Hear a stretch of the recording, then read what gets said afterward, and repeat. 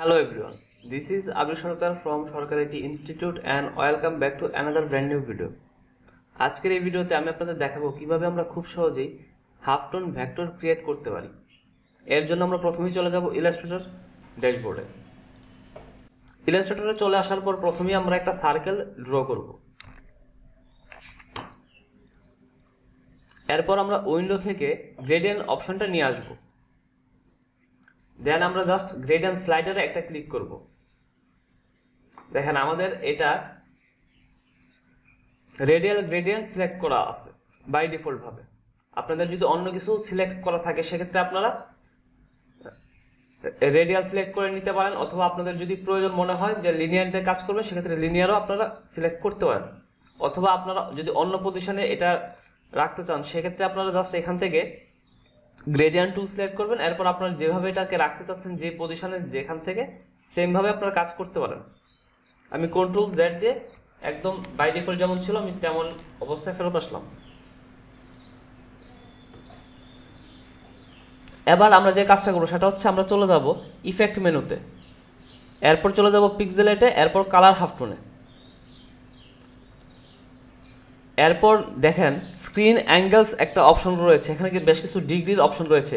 আপনি চ্যানেল 1-এ যা দিবেন বাকিগুলোতেও সেম অপশনই ইনপুট দিবেন।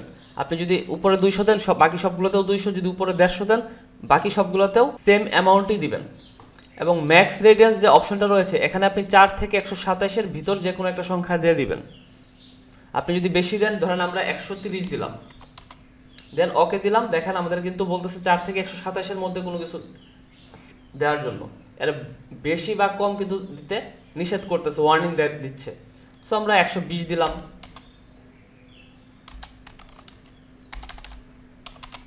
এরপর ওকে ক্লিক করব।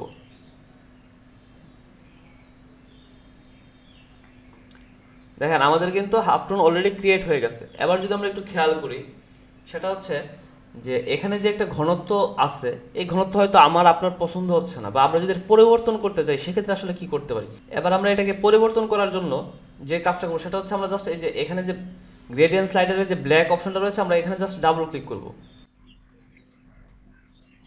দেন আমাদের এমন একটা অপশন চলে আসবে। এবার দেখেন এখানে কিন্তু পার্সেন্টেজ 100 আছে, আমরা এটাকে জাস্ট কমাবো। দেখেন আমরা এটা কমানোর সাথে সাথে কিন্তু এইখানেও কিন্তু চেঞ্জেস পরিলক্ষিত হচ্ছে। এখন আমরা এই চেঞ্জেসের উপর ডিপেন্ড করে যখন মনে হবে যে হ্যাঁ এখনও আমার কাছে মনে হচ্ছে যে পারফেক্ট, আমরা সেই পজিশনে এটাকে প্লেস করে দেব। এখন আমার যতটুকু আছে আমার কাছে মনে হচ্ছে একদম পারফেক্ট। সো এখন আমরা অবজেক্টে যাব, অবজেক্ট থেকে এটাকে এক্সপান্ড করে দিব। দেখেন আমরা যখন এক্সপান্ড করলাম এখন জিনিসটা কিন্তু এখনো রাস্টার ইফেক্টে রয়ে গেছে। সো এখন এটাকে আমাদের ভেক্টর করতে হবে, কারণ পিছনে কিন্তু একটা হোয়াইট ব্যাকগ্রাউন্ড আছে এবং যে জিনিসগুলো আছে সেগুলো কিন্তু রাস্টারাইজ। সো এটাকে ভেক্টর করার জন্য আমরা ইমেজ ট্রেসে ক্লিক করব। দেন আমাদের এরকম একটা অপশন আসবে, আমরা জাস্ট ওকেতে ক্লিক করব। এখন জাস্ট হোয়াইট ব্যাকগ্রাউন্ডটা বাদ দেওয়ার জন্য আমরা জাস্ট ইমেজ ট্রেসটা ওপেন করে নেব এখান থেকে। দেন এমন অপশন চলে আসবে, আমরা ইগনোর হোয়াইটে ক্লিক করব। এরপর আমরা এক্সপান্ডে ক্লিক করব। দেখেন আমাদের কিন্তু পিছনের যে হোয়াইট ব্যাকগ্রাউন্ড ছিল যেটা ওইটাও রিমুভ হয়ে গেছে, পাশাপাশি আমাদের যে হাফ টোন ভেক্টরগুলো আছে ওইগুলো ভেক্টরে রূপান্তরিত হয়ে গেছে। এখন ধরেন আমরা অন্য একটা শেপ নিই, সাপোজ আমরা একটা রেক্ট্যাঙ্গেল নিলাম। আমরা সেম ভাবে এখানে গ্রেডিয়েন্ট কালার ব্যবহার করব। প্রথমবার কিন্তু এটা রেডিয়াল ছিল, আমরা এখানে লিনিয়ারটা ব্যবহার করব। দেখেন কালো যে কালার এটা এদিকে এবং সাদাটা এদিকে। এখন এইখানে যে কাজটা হবে, আমরা যখন ইফেক্টে গিয়ে সেম কাজটাই বা সেম প্রসেসটা আবারও অ্যাপ্লাই করব। দেখেন কালার যে ঘনত্ব এবং এই শেপগুলোর সাইজ এদিকে বড় থেকে অল্প অল্প করে ছোট হইতে হইতে এদিকে আসছে, এবং এদিকে কিন্তু সাদা অংশ বেশি, এদিকে কালোর অংশ বেশি। সো আমরা গ্রেডিয়েন্টের কালারের উপর ডিপেন্ড করে কিন্তু এই জিনিসগুলো মুভমেন্টগুলো হচ্ছে।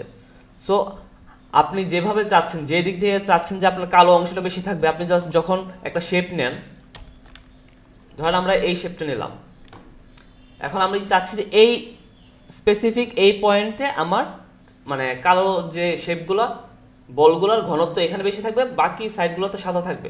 সে যদি আপনি এরকম চান আপনি জাস্ট এটা করে দেন। এখন দেখেন এটা কিন্তু এই সাইড হয়েছে, সব সাইডে হয় নাই। সো আপনি যে রেডিয়াল সিলেক্ট করেন, দেন আমরা এই পয়েন্টে যাচ্ছি, আমরা এই পয়েন্টে এরকম করলাম,